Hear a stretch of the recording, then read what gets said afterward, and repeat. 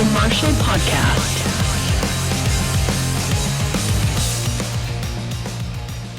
How's it going? And welcome to episode number 4 of the Marshall Podcast. My name is Daniel P. Carter, and I'm going to be hosting this thing.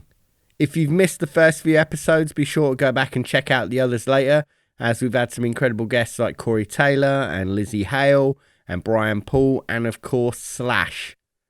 My guests on this one are the guitarists and songwriters for the band While She Sleeps. They're Sean Long and Matt Welsh. The band formed in Sheffield in around 2006, and I guess they're best described as a mixture of metal, hardcore and punk rock. They've got a very conscious message to their music and an integrity which I think is undeniable. I caught up with Sean and Matt at the While She Sleeps warehouse, which is also their studio and rehearsal space and just a hub for all their creative endeavours. And we discussed the band's formation, their career to date, including a recent run of shows without vocalist Loz Taylor, and life in general. The band have been members of the Marshall family for quite some time, and they're known for their onstage setup, which includes lots of Marshall 4x12s that they customise with artwork and graffiti using spray cans and pens, and a total lack of regard for all the work that went into making these incredible pieces of equipment. In fact, the cover and inside art for latest album So What features one of these cabs, and it shows that they've taken a piece of incredible engineering and essentially turned it into a piece of art in its own right. Now, I hope you enjoy this one. I think it's a very open and honest conversation about life in a grassroots heavy band in the modern age, and I really enjoyed recording it. This is Sean and Matt from While She Sleeps. Enjoy. I was thinking about this when I was coming up here, about when we were going to do this, about when I first met you, and that was been like, I don't even remember what 10 year. years ago. Was it 10 years? 2009 at Chinnery's. Yeah. With Exit 10. We weren't even playing, were we? You were playing the next day, weren't you, in Southend? We just went because we'd signed our first management deal in What, with that Carl Sewell? That was Carl Sewell. Fuck me. In Milton Keynes with the Legacy Agency, who at that time for us felt like it was... It was though, wasn't it? Yeah. Back then it was a big deal, really. We were like, this is it. So, and we'd actually quit our jobs for that tour. That was like the moment where we were like, we're doing it. So we went to... What tour was it though? It was the start of the Ignominious Incarceration tour.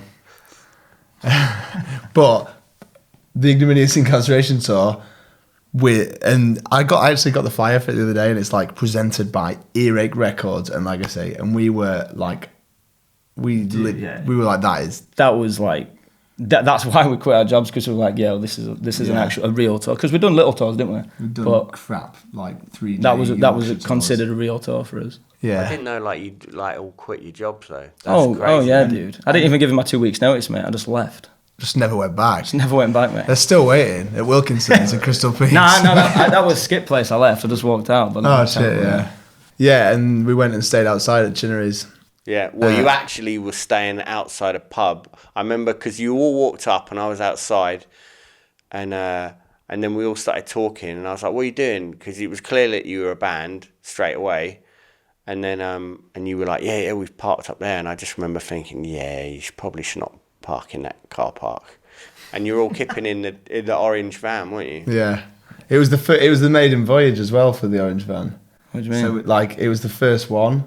Oh really? We got it for that. So like I'd spent like the last like month like kitting it out, and underneath the bottom bunk there was this green box, and I remember it so well because in the box, just under the Chamber of Secrets. Yeah.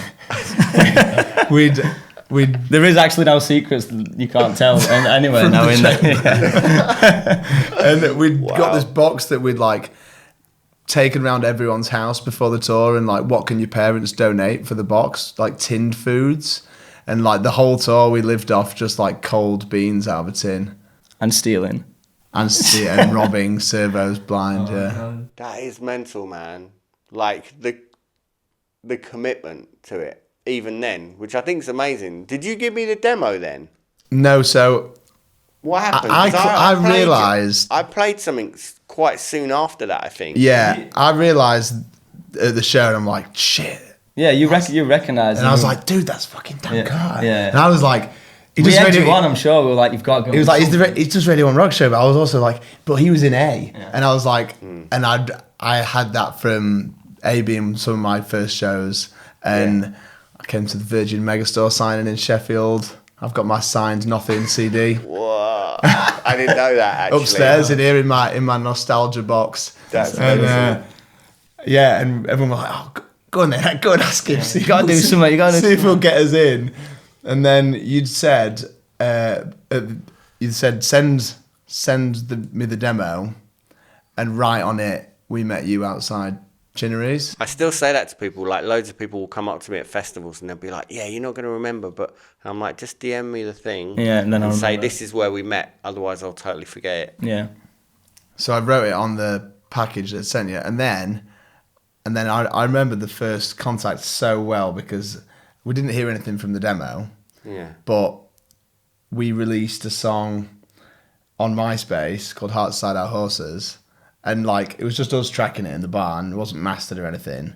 And you just messaged us on MySpace and said On MySpace. On MySpace. Oh my God, yeah. That's showing how long ago it was. And literally just said, send me the song, I'll play it tonight.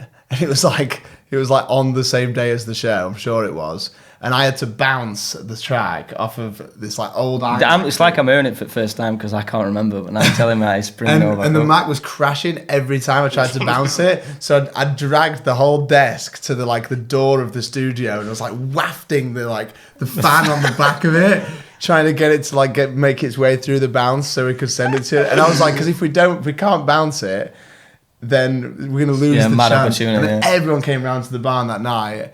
And we're all just fucking huddled around the radio, and we partied so hard. We've done that every single time since. We had rock show parties, yeah. I do remember you saying at different places, yeah. And they were always because when it was on late before the 9 o'clock slot. What time was that? That was like Monday at midnight. Yeah, Monday at midnight. So we used to just everyone could go to work the next day, but you've all been to someone's house and waited till midnight and got super excited and then lost your shit when it comes on. And yeah, they're really, really fun memories to go back to be honest. Yeah, it's pretty nuts thinking back to it, and then seeing where you are now. It's proper pure excitement. Dude, for yeah, me. it's the nostalgia is unbearable. Do you know when you think about the timeline, it blows my fucking mind. So yeah, it's been a while, but it just shows you, doesn't it, when you graft. Yeah, and when you've got great songs. That's my only thought to ever tell people is and I think we were so caught up in it. Do you know what I mean? We didn't even consider anything else. It weren't let's get massive. It was just the only thing we had going, and what we were doing is what we did, innit? Yeah. No plan B even existed. So well, yeah, if you walk away from your job, that's what I mean. It's all or nothing, isn't it? Shit or bust. Yeah. So, but there were no even second thoughts about anything else. But it was just straight. No. And I think that's why nothing else ever caught up behind us and took our attention away or anything. And I think it was the way we actually went into it on that tour you first saw us on. We'd thrown so many eggs into that basket to go on that tour. Donated by someone else's parents. Yeah, literally. Yeah. And the tour worked really well. Yeah. We were smashing Ignom, the band who'd taken us out every night because there was a bit of buzz starting to happen. Sorry, lads. Yeah, sorry, boys. Cheers, them. Cheers, Sam. and then the tour started to go really well, and I think we finished that and we're like, whoa, is there a thing? Because it led to that, and then the next thing after that was do you want to play Sonisphere Festival on the Strongbow stage? And when that was one of those phone call pieces of news where you are jumping around the room after the phone call. Now someone tells us something and we're like, cool. A real festival. Yeah. We were like, Sonisphere? Iron Maiden? And do you know what? You actually told me what Sonisphere was. I didn't even know what it was. It was that early on. I'm like, what is it? I'm like, is this real? Yeah, well, it's a real thing. If I'd have said Ozfest or yeah. It would have made more sense at that time, I think. But, yeah. So uneducated back then about it. But I think that's what it was. We've quickly became in the whirlwind of it. Yeah. That year, 2009, 2010. And then 2010, No Sense for Nothing came out, and it were then it just, I felt like we didn't look up again until about 2005, and then we were like, oh shit. Yeah. Where are we now? Dude. Yeah. It's good to look back on those moments, though, isn't it? Dude, yeah. We do it quite a lot. We are quite nostalgic people. And like every now and again we're like, let's just all get together and watch. Watch all of our videos together and love it. Yeah, and just like it's the most like narcissistic thing ever. Why not though? Do you know what I mean? It isn't. Do you know what I mean? Like Yeah. some people can't even listen to their own records once they've done it. Yeah. But then there's other times like I've found that I can't listen back to stuff when it's done for years and years, and then like every so often I'll go back and I'll listen to one or two things, and then I'll be like, Yeah, it's so good when we you go live for back. it, don't we? Yeah. I think we just live for what we've Because a created, lot of the time when we're doing it, I'm so far inside it that I can't see it very clearly. The further I get away from it, I see it and I'm like, oh my God, I can see exactly what's going on. And do you know did you know everywhere that you were going to go though? Do you know what I mean? Like, because I think the whole sound of the band's evolved so much now with you all singing, and the songwriting was always there. Otherwise, it wouldn't have happened in the first place. But it's been refined, isn't it? Like on the new record, I remember like coming down here and you lot all playing me, which was wicked because everyone was like, it was one of our first listens. That you hadn't even like listened to it as a thing. No, not as a group. Yeah. And the idea of where we were going was there as a hope, but it wasn't like it wasn't like, well, we should be there in a couple of years. If plan goes ahead, we'll be at this size. It was just like I've always been like, if you don't set your sights just ridiculously high, then you'll like take the lid off, innit? We said that at some point. We're like, let's take. You can have like a goal and you're like, yo, let's try and do this. But it's like, if you take the lid off and keep it completely open, then you know that you're just like, you're not in no box. You know what I mean? You're actually just going for as far as you can actually be taken. Yeah, there's no like, well, I've done it now. Yeah, and that's the job. Do you almost make a mistake, I think, by saying like, when I've done this, I've made it, or like when I've got this far, like that's it. And it's actually made me realise that. But you've had checklists basically as you go though, right? Semi-mental checklists. Yeah, you've had like the downloads. We've wanted to go, wanted to go to America, wanted to go to Australia, all those. But the ironic thing is, when you do look back to it all now, it's like you realise, and you'll tell anyone, you realise that stuff was the great stuff. The like getting there and the not knowing where you're at and like putting everything into it, like it's all part of it. There's never anywhere to actually go. Do you know what I mean? It's all this. 100%. Like, the journey is more fun than the destination. Yeah. Or like in everything in life, I think that's like. Don't get me wrong. Like being successful is great, and like getting further is wonderful. But before you know it, I mean, we're nearly fucking 30 now. Do you know what I mean? So it's like, oh blimey. Mate, we'll get there, mate. We'll fucking get there. You say nearly. The average age is above 30, I think. But that's what I mean. Though, nearly if 30. you keep your eyes on prize too much, then this is the point. Do you know what I mean? Like, and I think so many big artists won't be going. They're still looking above them. They're not going, I'm here. They're still going. Once you're there, you're just going, right, what's the next thing? Yeah, the ones that are making exciting records are, for sure. But there's also like a bunch of people that just dial it in and are happy to be like, well, we'll just get a ton of money at the end of this. Yeah, and that's fine. No vibe. Yeah, that's fine, yeah. I don't begrudge anyone whatever that. Whatever you need to feed in your creativity and what like... I'm like not done creating and I'm like... I'm not... I'd hate to get into that comfy thing of like, well, we can just like, let's be too nostalgic to the point where we want to recreate an old sound and just please a fan base and stay at a size. It's not so much about being at a size, it's about like keeping the interest from people. Exercising your creativity as much as you can with what you've created. And hoping already, that excitement is like as shared, not like, is there a new Sleeps record? Yeah. I almost don't need to listen to it because I kind of know what it sounds like. I never want to get into that vein. No, I know what you're saying, but the thing is, like, you lot are so distinctive. Like, even though you've made those jumps each time and like you've added new things to what you do, the thing is, it's still clearly you lot. I love that though. Yeah. Like from hearing that from someone else, because even we don't know what's going to happen next, but I'm sure we're going to go into it with that attitude and it's still going to come out and people will say it still Sleeps, but to us it's completely got this new feeling to it or whatever. But I've always wanted, even when as a kid, that's what I always wanted. I was so confused that like, how do these bands like keep this sound consistent? What is it? And I used to write like different kinds of songs and I'm like, it's not the same feeling throughout the album. Like, I can't do it. Yeah. And then as soon as that drops, you start to realise that you had it all along without the worrying. Do you know what I mean? It's actually there.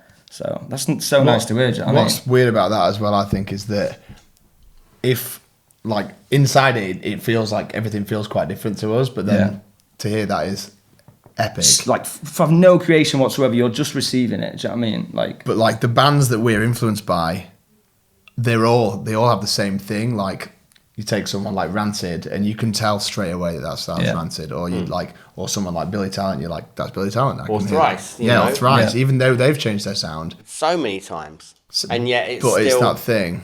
It'll always be their thing, and I think those bands and what I've always wanted Sleeps to radiate. If you came to listen to us, we've never like consciously like tried to put on a voice. I've always had this thing where hopefully we can do any style of music, but as long as we sing it the same way we sing everything else, or play it the same way we play everything else, we'll own that characteristic, because we're not trying to impersonate a characteristic. Yeah. Even if we're not very good at it or whatever. Like I like that thing where people go, I'm not very good at drawing, and I always go, but you're the way you draw is good at drawing. you. Yeah. There's no like you're good or you're not. I think that's almost the same with singing, or like the way like musicians are. Yeah, all art's subjective, isn't it? It's all like in like how everybody else sees it. And people shoot themselves down. Well, that's it. Like that's it. When I was younger, I was like always interested in like why have these bands got this sound, and how are these, like, what have they got that I ain't got? And I'm like,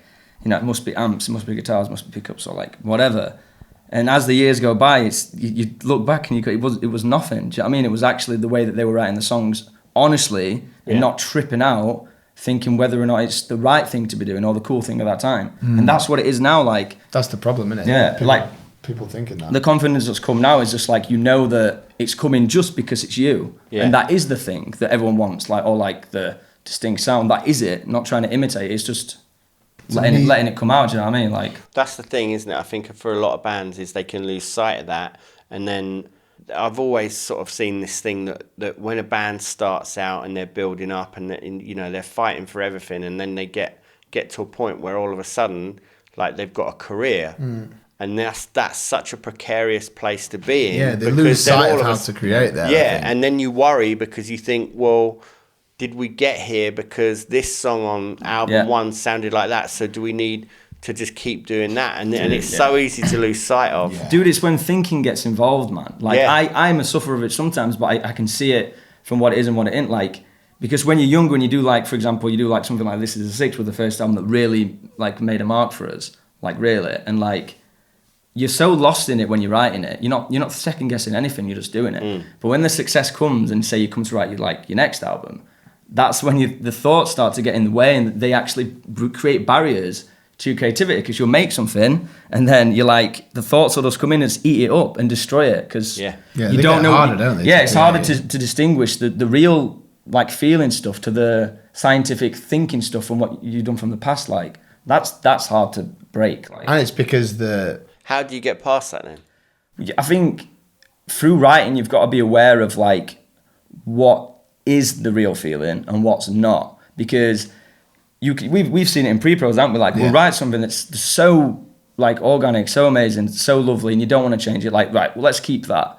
And then 2 years later, it's not made it to the album. I'm like, why the fuck didn't that make it? And it's because too much thinking got involved. Yeah. So as I'm growing up, I'm actually starting to realize these things now. I'm like, no, like, that's it. That's the real thing. We keep that, and it stays like this now. Some of it falls away, doesn't it? But I think that's developing as a writer, is to know where the real feelings are and not the overthinking stuff. Like, trying to close off the idea, making someone with someone else's judgment in your head is like, it's game over. Right, yeah, it's just straight up bad. So I think for me, it's like, it's hard to do though. Trying to balance, it's not like, totally. It comes and it tries to get you. Do you know what I mean? Like, you can't not think it. No. But trying to switch it off as consciously as possible, whilst trying to, like, I think if you, like, I always try and be, for me, everything is about, like, confidence. If I'm not confident in the thing I'm making, it's like, it's going to fail. And then the second guessing is going to have a play in it. If I've wrote something and I'm like, I think this is cool, and I go to show it you, and I show it you not confidently, then I'm like, but I wrote it, and when I wrote it, I was like, this is sick, this is going to be something really cool. Like, I try and now just be like, no, you wrote it and you were happy with it. Because if the confidence isn't there, the idea in itself is already unstable. It's trembling. So then your thoughts are going to have enough power to like weigh it down or not. Like and the way you, like, if I said to you, oh, dude, what do you think of this? And as I'm showing you, I'm also going, I don't know what I think of it. Yeah. Yeah. Then But you know. like, but if I showed you it and was like, I'm so pleased with this, what do you think? For example, I've got some bouncers that are called like, "This is shit. What the fuck is this?" And I'll still send it to everyone. And then I see one other day and it says, "This is why I'm alive." That's what the bounce was called, because when I writ it, I was so overwhelmed with how much I loved it. And it didn't fucking make it because I overthought the bits. You know what I mean? So that's. What is the writing process for you lot? Because that's something I noticed when you played me, like when I was here last. Yeah. It wasn't the whole record, but it was about 5 or 6 songs, wasn't It it? started that it was going to be like, we'll play you 2 songs. Yeah, We'll play you we were Do you want another one? Yeah, you were just totally gassed. But it was the thing I remember thinking at the time was, damn, this has taken everything you've done to like the next step. There's so much going on vocally and there's so many parts.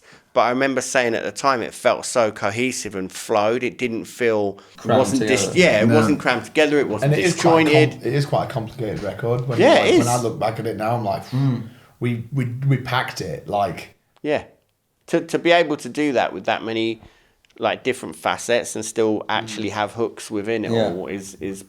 I think we end up having so much content for the album. For example, I think me and Matt, we'll never write a song on our own. It'll always like, I think for the best part, I'll probably write like a minute's worth of music, and then that's where that idea will come to a halt. Yeah. And then I'll do it again and again, and Matt will do the same. Matt will probably do something more like a chorus, and then we end up with just this array of so many ideas we love. We don't want to let that go. We want this to stay, but then there's tuning issues, there's tempo issues. You try and make this go with this and go. It's a full box of jigsaw. It's a massive, by the end, it's a massive jigsaw puzzle. And sometimes you can put it to this one and you'll be like, we need to change the key. And you're like, oh, fuck, we can't sing it that low or we can't sing it that high. And you're like, the tempo's too low. We're going to ruin that chorus. But we're like, but it fits in this song. I'm like, fuck, I don't have a chorus for that. So it's like, it's the worst jigsaw puzzle in the world, to be honest. It's awful. It's rare that we've in the career, there's probably only been a few songs we actually wrote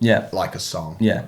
A handful. Like, less than 5 probably that have actually like. That blows my mind. Yeah. They've always just been. But then in that case, do you find that naturally kind of all the bits kind of find each other properly? Yeah. That's what I quite... acknowledge that now as well, which kind of goes back into what we were saying before, where if something doesn't fit, a lot of the time I'm like, doesn't mean it's bad. We just haven't found the piece that sits with it. Or maybe it doesn't. Maybe it's not even on that record. Maybe it's on the next record. There's still like stuff that I love that didn't make so what, and it's like, we'll keep it because maybe we'll create something where that actually bonds perfectly to it. And I like that's that same thing. It's not the part's not wrong. It's just that we haven't wrote the rest of time that for it to be. And I remember that for Empire that time, the verse. I had this completely separate section of music, and we were struggling for a verse for Empire.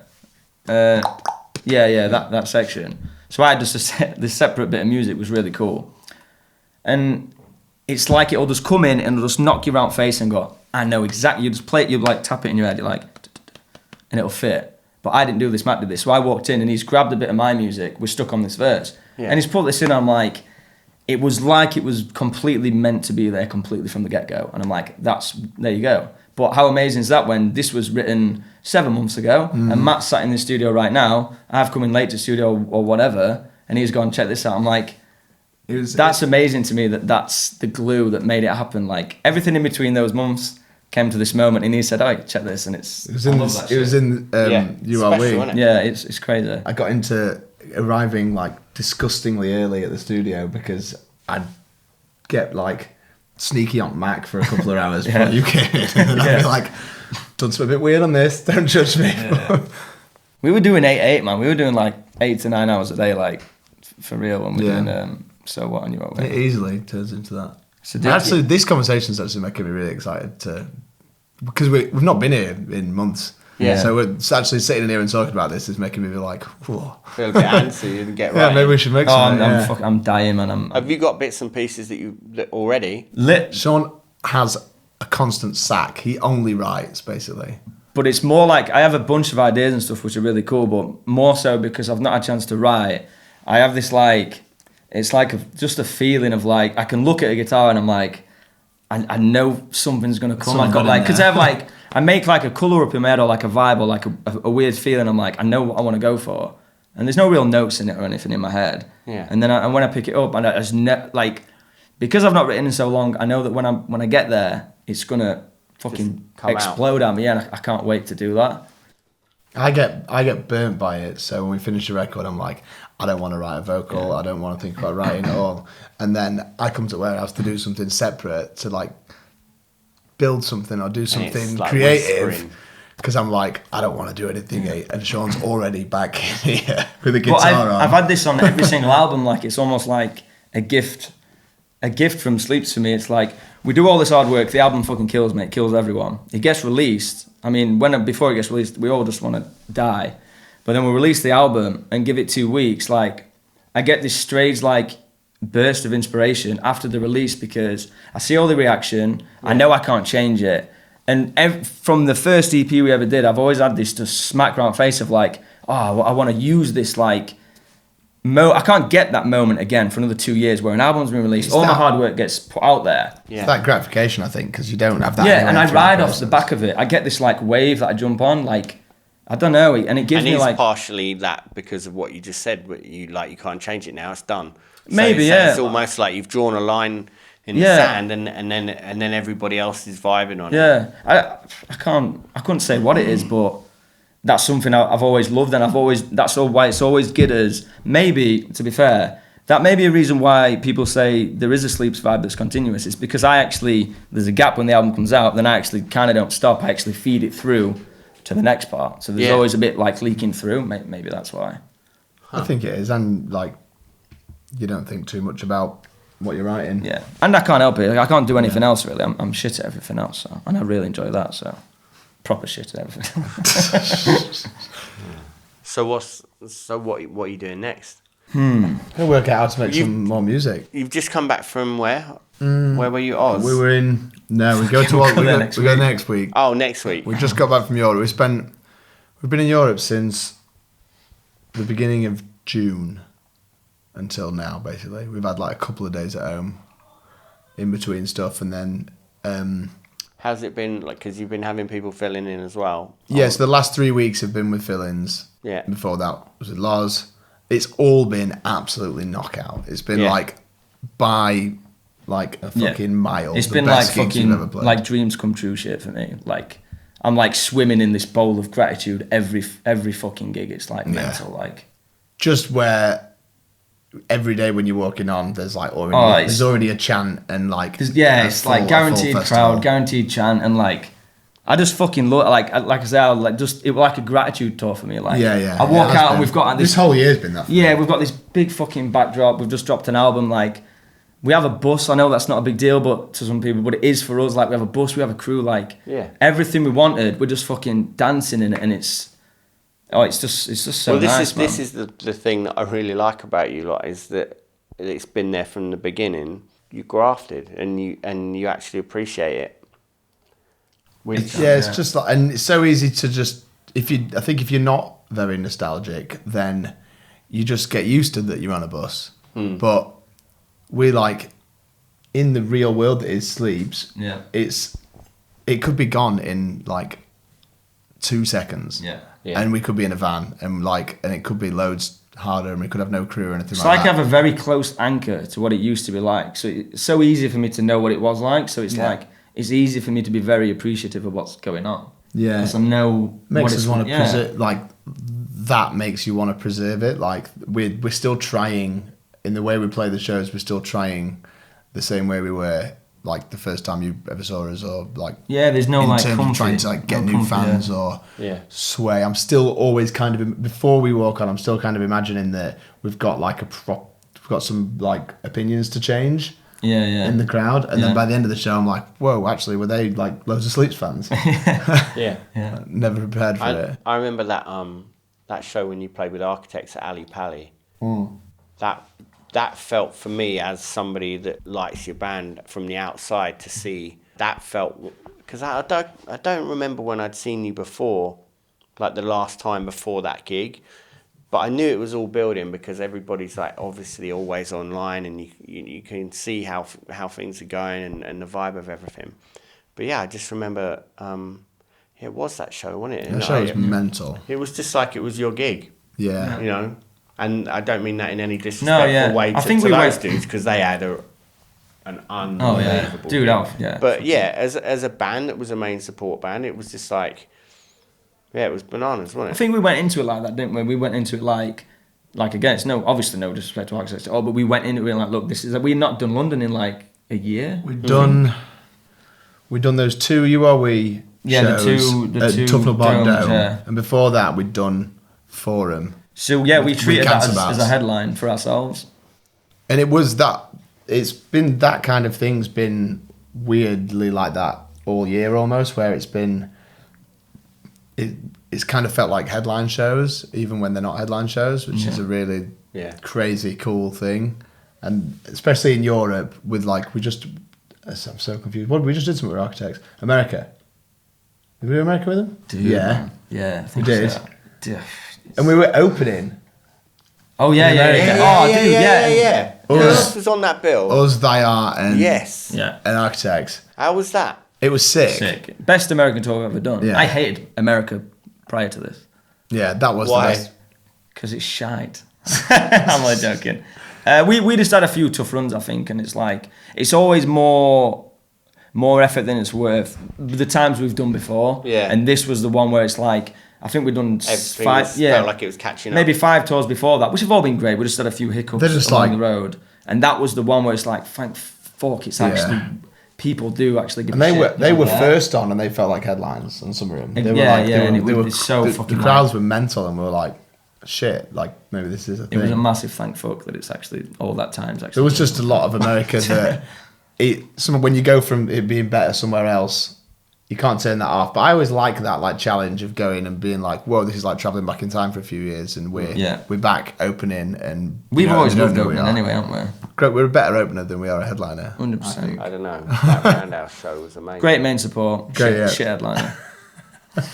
And America's also like absolutely crushing financially. So even if you go and you don't have the best time, but you'd be like, no, it was fine. You do that, and then they're like, oh, also you lost.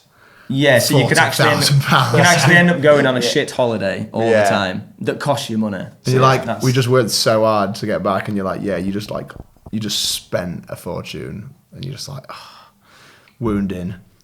But maybe it like you said, it's turning around, isn't it? Yeah, that's the apprenticeship, isn't it? Slow burner, isn't it? But a lot of people, I think a lot of bands from over here will do 2 of those, where it's literally feels like they're hemorrhaging money, and hating life, and then just go, you know what, we can happily do the Forum at home, or we can do this, or we can do that, so why should we even bother? Yeah. That's the thing. I've got nothing but respect for Biffy, because Biffy will play 30,000 people in Scotland, their own show, and then they'll go and play to 1,500 people in LA, and it's like they're still going to do it, and they're like they're grafting it because they know it is what it is. We actually lost faith before the Architects tour in it, and we're on the edge of being like, is it worth our mental stability to keep going and doing it?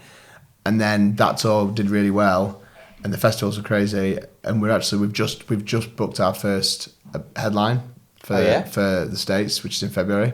Oh, sick! And it's going to be mint. It's all like, it's really nice and small. It's like 350 cap to like 600 caps. They're all like nice. Which will be great fun for us to go and play, I think, because... Yeah. And like I said, all that like hard work throughout the years is like doing a headline tour to get to that point. It's like, that's the payoff. Do you know what I mean? To attempt to do it. Yeah. Could be a flop, but I don't think it will. I think it's going to be good. So I've that's got like faith a in it, massive I think people pat get on the it. back for getting to that point. It's going to be fun as well, because it's going to be the first show we play after Brixton and Manchester. Will be like 300 people in America, which will be really That'd be nice. wicked, though. Yeah, it'll be cool. Because all those things are like, it doesn't matter what size it is, each one of those type of gigs has its thing, doesn't it? And that's kind of what we talked about after those headline shows in January anyway, was that after those shows we don't want to go, right, let's try and do Ali Pali. We want to go. No, let's go and play some pubs. Go right back to the opposite end of the spectrum, and get back used to that before we go back to anything like attempting to be bigger or whatever. Yeah, I think the thing is with your band as well, it's like because of every other facet of what the band is, like it feels like way more than just like here's a record with a bunch of songs in it. Do you know what I mean? Like you've got your entire aesthetic and everything that the band represents, which, you know, that's probably why everything's going as well as it is. Do you know what I mean? Because it feels like such a cohesive thing, and it doesn't feel like contrived, like all your art and everything, and it just feels like, we're starting to really realise that now, I think, as well. Even this summer, with what should be the most terrifying thing in the world, playing some shows without your frontman. And every single gig has just been like, holy shit, this is so much bigger than the five of us, or any singular member within the five of us. This is like, it's way more of a community or a culture than we realised, and it's about the feeling just being in the room playing those songs. It's not about, but I couldn't stare at Loz, do you know what I mean? Or any of us. It's just more for everyone. It's like for them to experience and enjoy, and that started becoming way more apparent in my head, I think. And last year. I think like it's not like a proven thing. It's just speculated by everyone. But like what you put into a record, obviously there's no facts of this, but whatever you put into a record, you hope that gets resonated in the way that it was created by the way it gets received, right? That's kind of what. Cheers, Nova. That's kind of what you expect. So like when you're feeling a certain way and you write a song, you put it into the song, somehow it gets trapped in there. Yeah. And then you hope that however way you were interpreting your feelings, you put in the song, that when someone listens to it, they receive some kind of... It's in there somewhere. Yeah, some kind of similarities to the way that you were feeling. So that is the connection that you hope that's real. Yeah. And like I say, it's just speculation. It's just... that's what I hope to be a thing. But when you do that kind of shit like that Matt says, we've done 2 shows with no singer, and it was just no singer. And obviously Matt doing his bits, and which is mental. I shouldn't be at all. Yeah, nuts. That's wild. And, and for example, that show was no different. They were both incredible. Obviously, Matt was knackered. I tried to help him out as much as I could. And we just went on before and just said... But all that says to me is that, for once, the music is actually the most important thing. Yeah. Obviously, image and all that shit is important these days, and of course it is. It's the part of the package. But I mean, it's like, for some people, it's like the first thing. Yeah, exactly. Well, it always should be. Those things don't last. Yeah, but those things don't last, do exactly. they? But yeah, we've done it in China and we've done it in France, and we've just gone out first and said, we've got no singer, but we don't want to not play. Can you just all collectively try your best to sing the parts you know? You're the singer. And both times it's been the most electric environment. Wow. And just this crazy good show where instantly my like massive fear of just walking out and explaining that before the show even starts is so much like anxiety in that. And then within the fastest like transformation, I'm like, they're with us. Yeah, like it's so nice. They've got our back like completely. It's the coolest feeling. There it is. There's that like that crazy like proof that's like a spiritual truth. Do you know what I mean? That's there because look what goes into making a record. You can't even for anything, but for a record, for example, you can't comprehend what goes into it. I always do an example of like we have to eat food, and you live your daily life like you walk and like you have a wash and like all this weird shit that goes on before the music gets created. There's so much shit that goes down before you hear a riff. And like that is actually the stuff that makes the riff. All this normal shit, that's what makes the riff special. So it's like when you do all this stuff and then it gets encapsulated into this album, and then wow, we don't have a singer, and it actually does. They don't care about me, Matt, Loz, Sav, Az. There's just this thing in the ether called the music, and that's the thing that they care about. And like when we did that, I'm like, fuck me. That connection, you basically just proven it right now that it's a real thing. Yeah. The connection from the music to the way you feel is being reciprocated. It must work because otherwise you won't give a shit. Like I think it's mental to see that. Do you know what I mean? Going back to what you just said before as well about how what goes into something before you do it. You can't explain to anyone about how much effort's in something, but if something took you so long, you like to imagine that people can feel that effort within it. Absolutely. And I always think this with art, like if you could do something that took you 2 seconds, or you do something that took you 2 years, and I'd always like to think that the one that took you the longer time would just have so much more life in it. And normally that method seems to work, even if you can't see half of it. I always think this with your art, and I like so much of it about it, because there's stuff in there that you can't even see in the finished piece for so many layers of it. Yeah. But it's there in a similarity to music. Yeah. But that, even though it's not there when you see that finished piece, it lives inside that creation. I agree. And that adds something, even though you can't see it, even though you can't see I love that. the misery that went into making a record in the record. You can't hear it straight up, but it all goes in. All those things. You received just a flat audio file. Yeah. But that audio file contains, you can't even comprehend what it contains. You know what I mean? It contains people's lives. It's just life inside it, it's- regardless if the music is shit or not. It's literally people's life in there, and families, and then there it goes on, and then you get to it actually talking about- contains. What's so cool is Yeah. it contains both ends of the spectrum. It's the top and the bottom of the EQ in it. It's the worst bit and the best bit. Everything you bounce down in your happiness. Yeah. I love that you made something that you're proud of, but at the same time, it's probably you saying something that you can only say in a song because you can't say it in real life, or Yeah. Well, that's it. It's explaining the unexplainable. That's the beauty of music. Do you know what I mean? And that's hopefully what they receive. Yeah, I agree. It's got to resonate like that. That's why. Well, I was going to say it becomes its own thing, as you've said. Yeah. It gives me faith that in everything creative, that people aren't fucking stupid. Do you know what I mean? People can.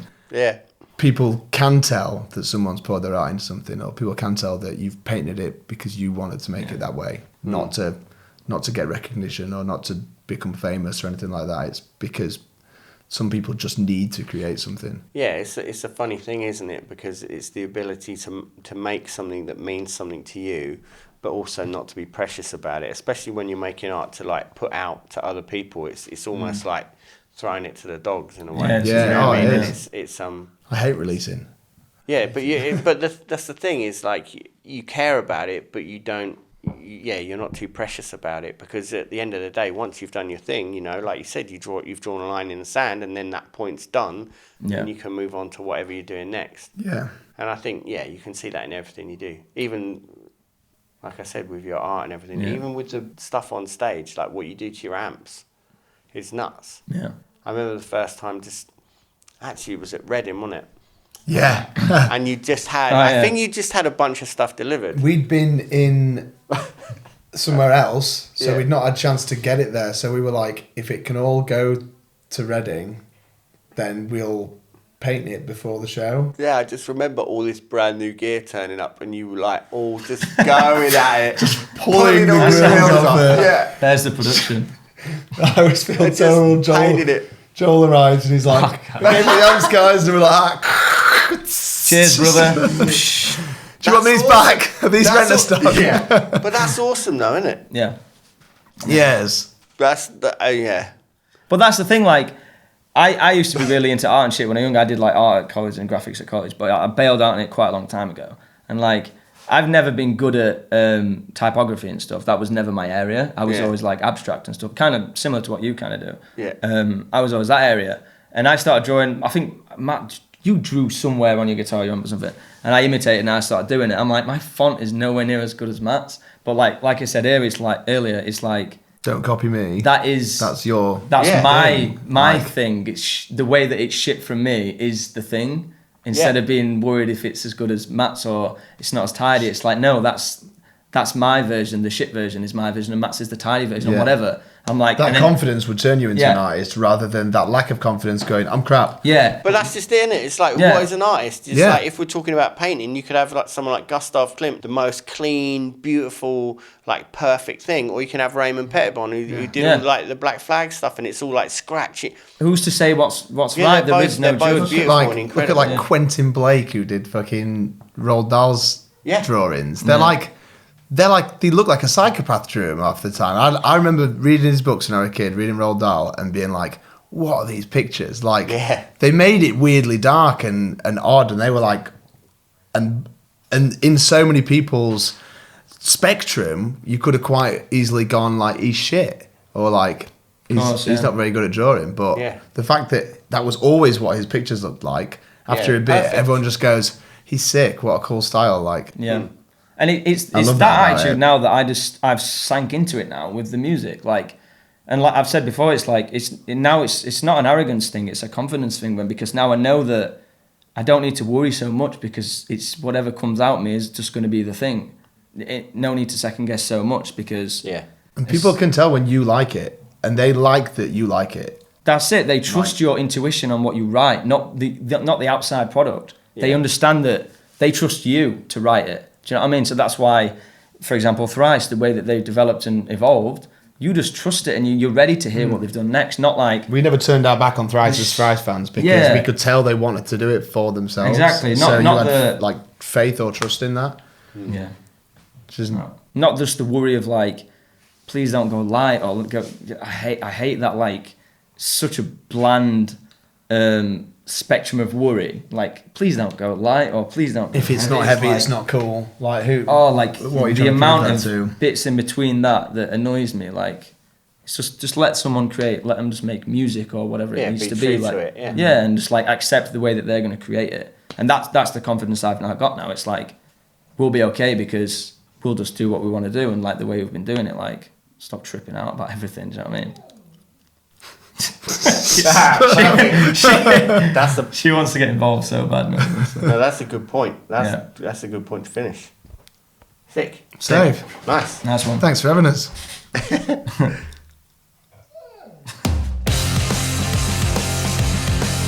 The Marshall Podcast. Thank you for checking out episode 4 of the Marshall Podcast. Thanks to Matt and to Sean for recording it. It was a lot of fun to do, and I hope that you found it informative and pretty inspiring as well.